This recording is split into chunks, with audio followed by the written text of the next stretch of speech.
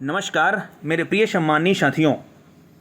आज के न्यूज़पेपर में एक नई खबर आई है और इस खबर को देखते हुए अतिथि शिक्षकों पर फिर से एक बड़ी संकट आएगी। बहुत सारे अतिथि शिक्षक फिर से अपने अपने विद्यालय से लगभग बाहर होंगे। चलिए पूरी खबर हम आपको दिखाते हैं। पोर्टल 3.0 में छात्र संख्या का बदला अनुपात, और जैसे ही छात्र संख्या का अनुपात बदलेगा बहुत सारे हमारे जो गवर्नमेंट टीचर हैं वो अतिशेष में आ जाएंगे। जब वो अतिशेष में आएंगे तो वो दूसरे विद्यालय जाएंगे तो वहाँ से जो अतिथि शिक्षक रहेंगे उनकी जगह पे वो बाहर हो जाएंगे। तो एक ये बड़ी समस्या है, हजारों शिक्षकों पर संकट है। चलिए पूरी खबर आपको हम दिखा रहे हैं। 1 लाख से अधिक शिक्षकों पर अतिशेष की तलवार, यानी लगभग 1 लाख से अधिक अगर शिक्षक हैं तो ये जहाँ जहाँ जाएंगे पूरे गेस्ट खाली होते चले जाएंगे।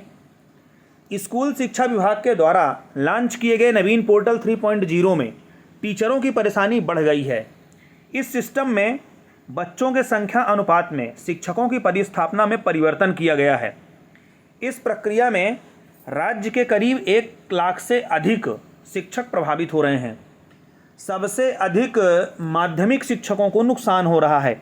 ये तो आप देखेंगे कि जो माध्यमिक शिक्षक हैं उनमें विज्ञान के तो पूरे पद ही समाप्त हो गए अपने यहाँ DPI में, और लगभग ट्राइबल का भी यही हाल है। तो ठीक ऐसी पूरे दूसरे विषय में भी होगा। तो यहाँ पे जो माध्यमिक शिक्षक में गेस्ट होंगे उनको फिर यहाँ पे नुकसान होने वाला है ज़्यादातर अभी यहाँ के अनुसार। आगे देखते हैं। शिक्षकों का कहना है कि वर्तमान छात्र संख्या तथा विषयवार रिक्त पदों को अपडेट नहीं किया गया है।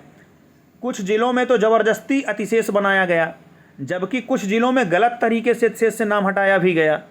यहाँ तक कि प्रथम नियुक्ति दिनांक तथा विद्यालय में उपस्थित दिनांक भी गलत अंकित होने से तथा वर्तमान पद संरचना भी RTE में निर्धारित विषयवार निर्धारण हुआ है।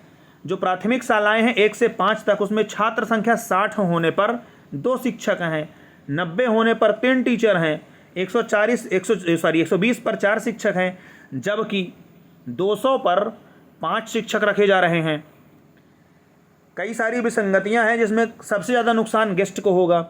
फिर आगे क्या कहा गया। माध्यमिक शालाओं में 35 छात्रों के लिए 3 शिक्षक, क्रम 1 गणित, क्रम 2 सामाजिक विज्ञान और 3 में भाषा है। 122 छात्र संख्या में 3 शिक्षक रखे जाएंगे। 122 से 157 में 4 शिक्षक, 158 से 192 तक 5 टीचर रहेंगे। क्रमानुसार वो विषयवार ही होंगे।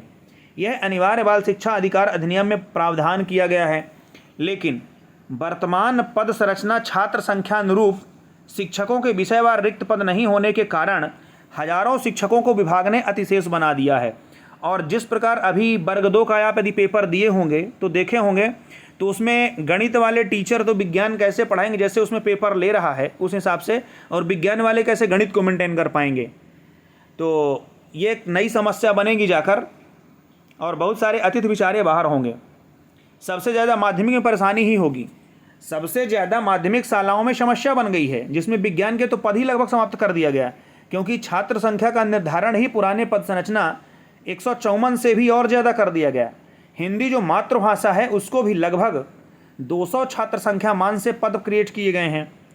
शिक्षकों के अनुसार RTE एक्ट अनुरूप सभी विषयों के समान पद हेतु उच्च न्यायालय में 50 याचिका लंबित हैं। अभी उनका निर्णय भी आना शेष है। फिर भी याचिका लंबित होने के बावजूद भी विभाग जबरदस्ती शैक्षिक स्थानांतरण में आवेदन करने हेतु बाध्य कर रहा है, जो न्यायालय की अवमानना भी हो सकती है। तो एक ये बड़ी समस्या है जो अतिशेष बनाया जा रहा है। तो अगर इनके अनुसार विसंगतियां हैं तो उनको हम आशा करते हैं कि ठीक किया जाए, और बहुत सारे गेस्ट जो अतिथि शिक्षक हैं उनका जो भविष्य खतरे में जा रहा है उनको बचाया जाए। इनका क्या कहना है आप देखिए। यहाँ पे त्रुटिपूर्ण तरीके से शिक्षकों को अतिशेष किया जा रहा है।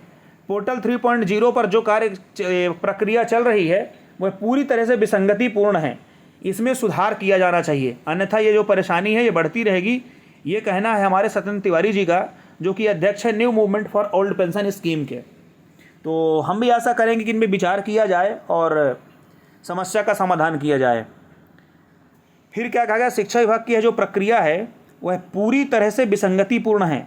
विभाग में छात्र संख्या का अनुपात बदलते ही ये हालात बने हैं।